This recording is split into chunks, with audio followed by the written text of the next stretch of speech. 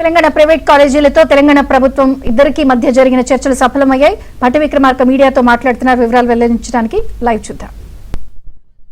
విద్యాశాఖకి అట్లాగే ఇతర సంక్షేమ శాఖలు చూస్తున్నటువంటి కార్యదర్శులు హెచ్ఓడీస్ కి రాష్ట్రంలో ఉన్నటువంటి వివిధ కళాశాలల యాజమాన్యాలు వారి ప్రతినిధులు అందరం కలిసి మీ ద్వారా రాష్ట్రానికి రాష్ట్రంలో చదువుకుంటున్నటువంటి విద్యార్థి లోకానికి ఒక సమాచారం ఇవ్వాలనేటువంటి ఆలోచనతోనే ఈ సమావేశాన్ని ఏర్పాటు చేయడం జరిగింది.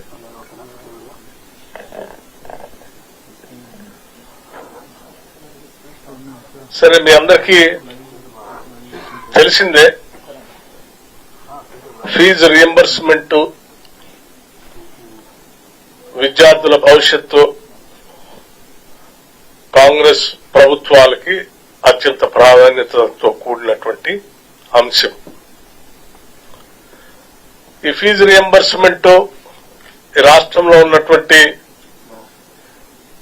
అనేక మంది మధ్యతరగతి కుటుంబాలకు సంబంధించినటువంటి వాళ్ళు, పేదలకు సంబంధించినటువంటి వాళ్ళు, బలహీన వర్గాలకు సంబంధించినటువంటి పిల్లలందరినీ కూడా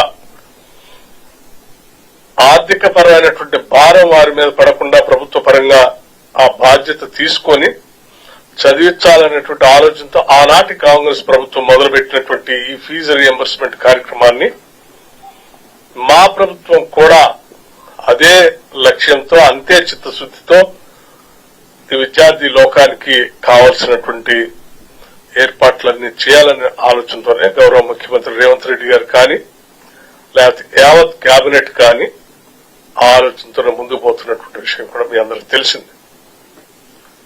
సరే, గత టీఆర్ఎస్ ప్రభుత్వం ఒక దశాబ్ద కాలం ఈ ఫీజు రియంబర్స్మెంట్ సంబంధించినటువంటి వ్యవస్థని చిన్నాభిన్నం చేసి కొన్ని సంవత్సరాలుగా వారికి చెల్లించాల్సినటువంటి ఫీజులను చెల్లించకుండా అక్యుములేట్ చేసి ఆ భారాన్ని మాకు వారసత్వంగా ఒప్పచెప్పిపోతే వారు విచ్ఛిన్నం చేసినటువంటి ఆర్థిక వ్యవస్థను గాని వ్యవస్థలను గాని బాగు చేసుకుంటూ ఒకదాన్ని ఒకటి పేర్చుకుంటూ ఆ సమస్యలన్నింటినీ పరిష్కారం చేస్తూ ముందుకు పోతున్నటువంటి విషయం కూడా మీకు తెలిసిందే. అందులో భాగంగానే ఈరోజు ఈ రాష్ట్రంలో ఉన్నటువంటి ప్రైవేట్ కళాశాల యాజమాన్యాలకు సంబంధించినటువంటి సమస్యల్ని ఆయా కళాశాలలో చదువుకున్నటువంటి విద్యార్థుల భవిష్యత్తును దృష్టిలో పెట్టుకుని ఆ సమస్యని సానుకూలంగా పరిష్కరించాలని, అది భారమైనప్పటికీ ఇబ్బంది అవుతున్నప్పటికీ కూడా సానుకూలంగా వారందరితో చర్చించి విద్యార్థి లోకం భవిష్యత్తును దృష్టిలో పెట్టుకుని వారి ఫీజు రియంబర్స్మెంట్ సంబంధించినటువంటి ఏదైతే టోకెన్లు ఉన్నాయో ఆ టోకెన్లకు సంబంధించినటువంటి వరకు దాదాపు 600 కోట్ల రూపాయల వరకు త్వరితగతిన ఆ నిధుల్ని విడుదల చేయాలని, ఆ తర్వాత భవిష్యత్తులో కూడా మిగతా పెండింగ్ ఉన్నటువంటి వాటిని కూడా ప్రతి నెల ఎంతో కొంత స్ట్రీమ్ లైన్ చేయాలనేటువంటి ఆలోచనతోనే ఈనాడు ఈ రాష్ట్ర ప్రభుత్వం మంత్రివర్గ సభ్యులు, సహచరులు, ముఖ్యమంత్రి గారు అందరూ కూడా ఆలోచన చేసి ఈ నిర్ణయం చేసి ఈరోజు యాజమాన్యాలకు సంబంధించినటువంటి సంఘాలతో అట్లాగే ఈరోజు సుదీర్ఘంగా నిన్న ఈరోజు చర్చించడం జరిగింది. వారు కూడా సానుకూలంగా స్పందించి రాష్ట్ర ప్రభుత్వం చేస్తున్నటువంటి ఈ నిర్ణయాల్ని, ఆలోచనలు వాళ్ళు కూడా స్వాగతిస్తూ వారు ఇచ్చినటువంటి పిలుపుని, సమ్మెకు సంబంధించినటువంటి పిలుపుని విరమించడానికి ముందుకు వచ్చినందుకు వారికి కూడా నేను హృదయపూర్వకమైనటువంటి ధన్యవాదాలు, అభినందనలు తెలియజేస్తా ఉన్నాను.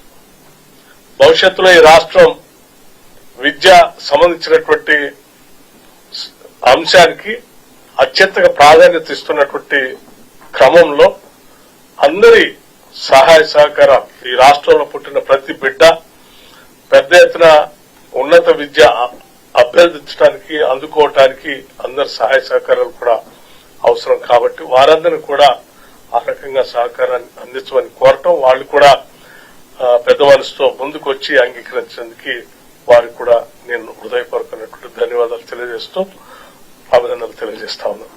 నమస్కారం. Thank you. అట్లాగే సరే, యాజమాన్యం కళాశాలకు సంబంధించిన యజమానులు కానీ రాష్ట్ర ప్రభుత్వం కానీ ఒక ఆలోచన చేసింది.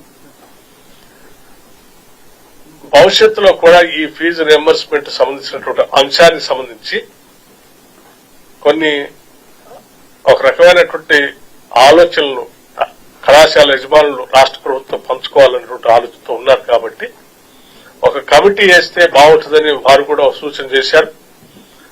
దానిపైన లోతుగా అధ్యయనం చేసి రేషనలైజేషన్ చేయడానికి కావలసినటువంటి సలహాలు సూచనలు వాళ్ళు కూడా చెప్తా ఉన్నారు. ఆ రేషనలైజేషన్ కోసం కమిటీని వెంటనే వేయాలని చెప్పి కూడా రాష్ట్ర ప్రభుత్వం ఇప్పటికే